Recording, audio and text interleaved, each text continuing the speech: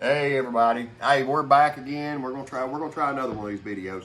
I've had a lot of questions, different people, and I think a lot of people's confused. I just want to kind of clarify how that works.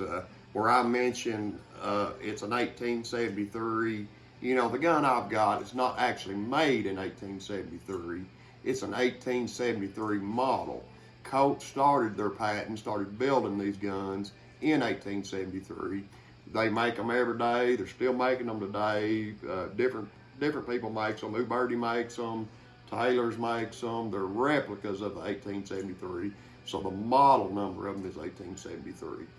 And also just like take this rifle for instance.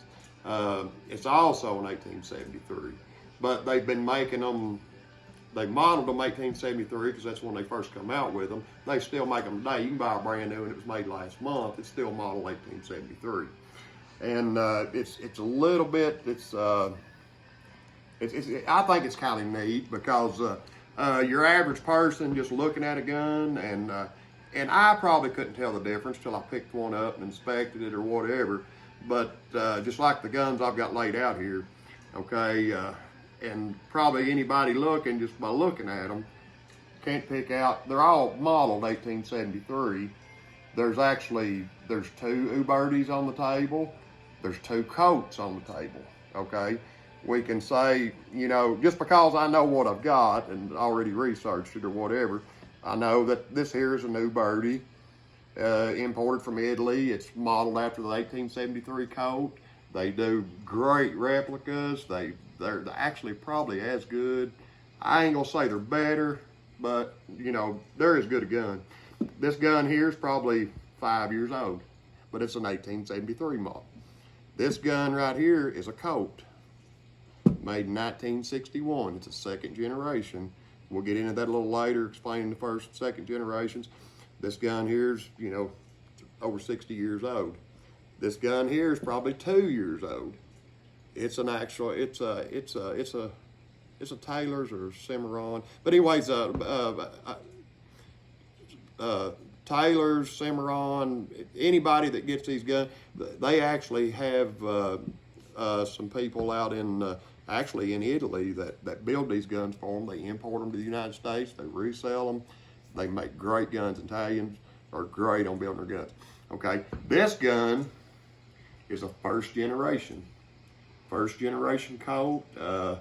I'd wanted one for years, and I bid on that gun on Gunbroker, and lo and behold, I put the right bid in it. Nobody outbid me, and I got it. That gun was made in 1920. It's 103 years old, and you know, ever who had this gun, it took extremely good care of it. It's one of my most prized ones. I just, you know, anyways, got Stag handles on it, and I'm a Stag handle nut, like Stag handles.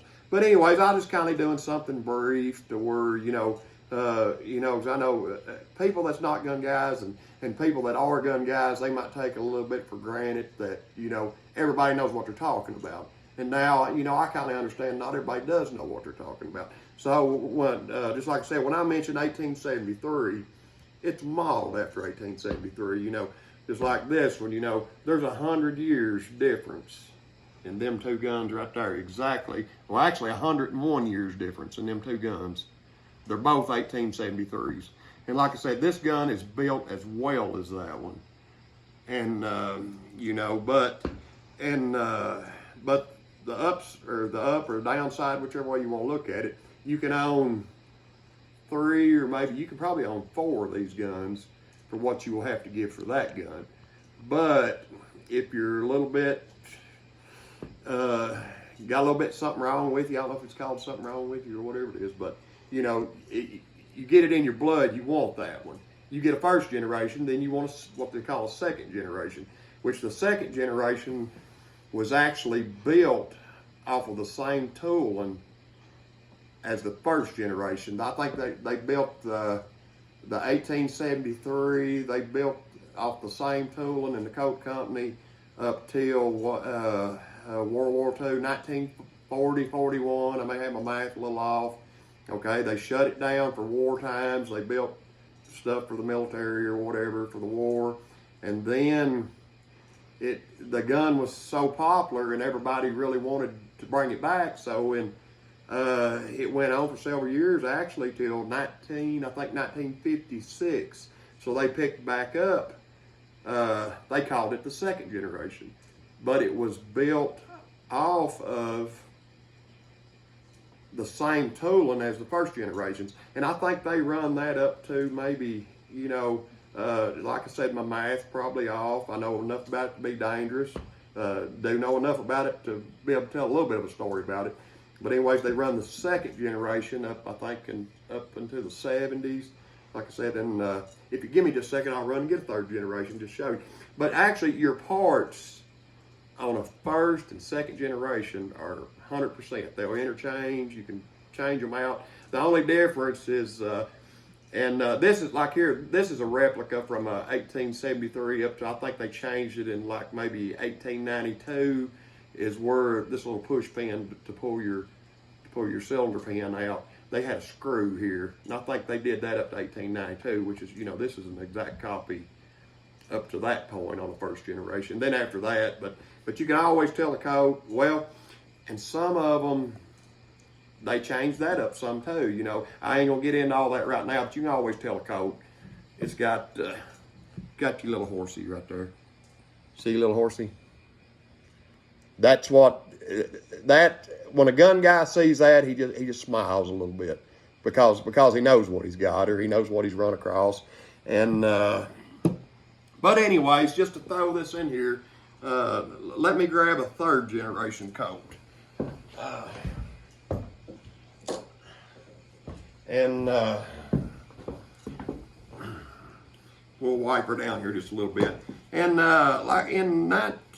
after the late 70s, they were still in high demand, but their tooling, Colt's tooling was wore out, and they started having some troubles out of their upper 70s models. So they shut down, they retooled, and they set their tooling back up great. They still build an extremely great gun, and but the parts off of this gun won't interchange with the first and second. This is a third generation, and but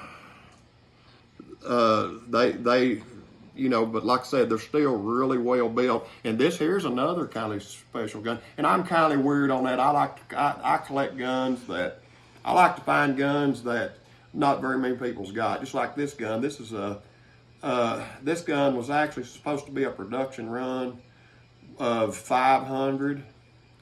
They actually only ended up building, now they built, in third generation, they built thousands of them. But in this particular gun with the gold inlay and the Buffalo Bill, I think they made 253 of these guns. So this is one of 253. Without my glasses, I can't remember what number it is, but it's one of 253 guns. And that's just the kind of stuff I like. I've got more. I've got different ones. I've got one over there that's 40 of 300, and in the same production run on that one, I actually found my son number 258 of 300, and on a different run of a different commemorative, but. That's the stuff I like, and I've never seen any more of them for sale, and if I ever did, I'd probably try to buy that one too, but, and like I said, these are my favorite guns. I love them, and I love all guns, but, these are the ones that's kind of special to me, and I just kind of wanted to explain, because I think I was confusing people on the 1873. 1873 model has been made for over, 150 years? And like I say, same in the Winchester rifle. That Winchester rifle, actually, and this is an Uberti copy, but and this is a limited production gun. This is Uberti made this. It's fully engraved with the big loop. They made 2,500 of these guns. And they're not going to make any more of them. So if you can get a hold of one, just if you can find one, buy it, collect it. It's gonna, every gun here is gonna increase in value every year. They're gonna go up with inflation.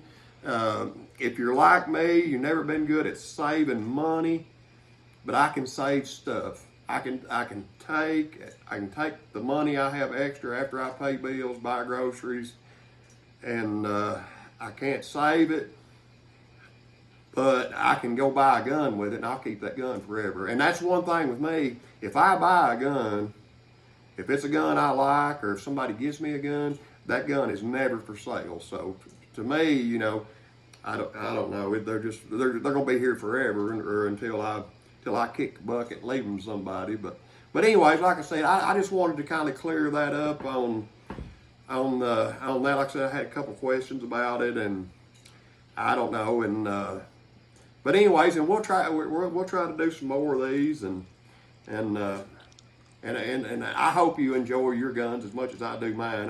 I sit and look at them, and that's another thing.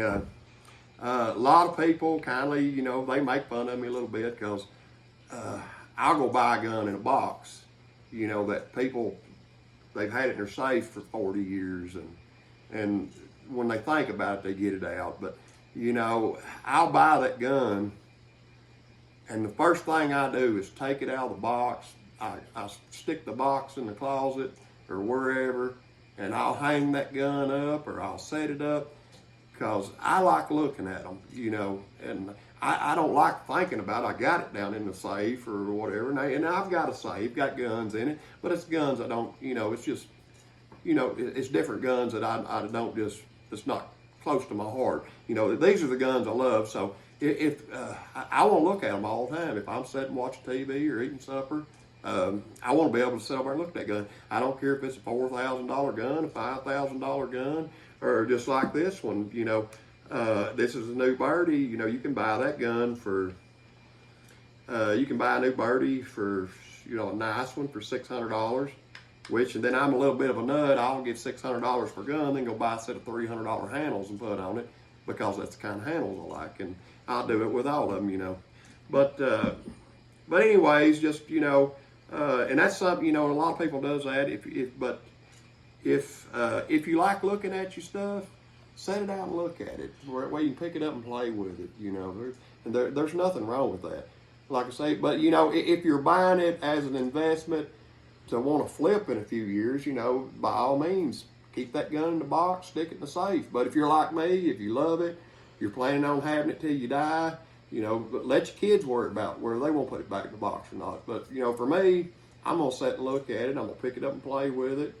I may or may not shoot it. You know, some of the guns I do shoot, some of them I don't. And some of these guns have never been shot. I've got guns that come out of the box, has never been cocked back, you know, cylinder never been spun on them. And the ones, some of them I don't, but I do still pick them up and play with them. And like I said, I'll hang them on. I've got a $3,500 Colt hanging over on the wall, took out of the box. And most people would just cry and say, I can't believe you did that. But, you know, it's just what I like doing. Just what I like doing. I don't care.